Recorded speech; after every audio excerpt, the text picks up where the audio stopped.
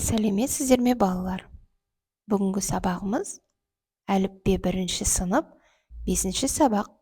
Тақырыбымыз сөз, жол бағытындағы ерекше белгілер. Балалар, 1-ші суретте кімді көріп тұрмыз? Баланы көріп тұрмыз. Баланың атын біз Мұстафа деп алдық. Мұстафа бағдаршамның жасыл түсі жанғанын күтіп тұр.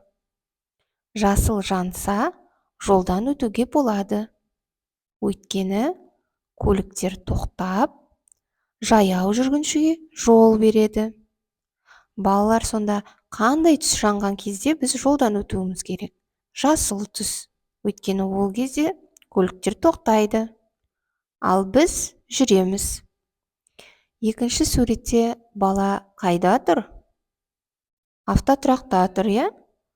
Мұстафа мектептен қайтып, автобус күтетін жерге келді. Яғни, Мұстафа мектептен шығып, өзінің үй жағына қайтатын автобусын күтетін жерде, автотұрақта, немесе біздер аялдама деп айтамыз, иә балалар? Сонда бағдаршамның жасыл түсі жанған кезде біз жолдан өтуіміз керек, балалар. Ол кезде көліктер тоқтайды. Ал 3-ші суретімізде жоғарғы жағында бұл суреттегі баланың атын біз Болат деп алдық. Болат метроға мініп, мектепке барады. Яғни, метро дегеніміз, балалар, жер асты жолы. 4-ші суретте төбесінде көрсетіліп тұрғандай мектеп тұр. Болат мектепке келді. Осындай белгілер арқылы біз қай жерге бара жатырғанымызды білеміз. 1-ші суретімізде қандай белгі? Аурухана. Ал 2-ші суретімізде автобус бекеті. 3-ші суретте бағдаршам, яғни светофор. 4-ші суретте метро. Енді осы суреттегі сөздерге сөйлем құрайық. 1-ші суреттегі аурухана.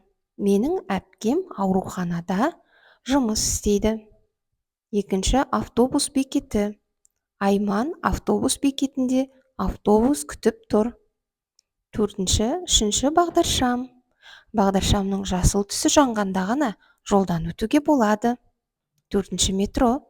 Аяру метромен жүргенді ұнатады. Балалар, сонымен біз қандай белгілермен таныстық? Тағы бір қайталап жіберейік. 1-ші суретіміз аурухана, 2-ші автобус бекеті, 3-ші бағдаршам, 4-ші метро. Балалар, егер де менің сабағым ұнаса, сабақтарыма лайк басып, каналыма тіркелуді ұмытпаңыздар.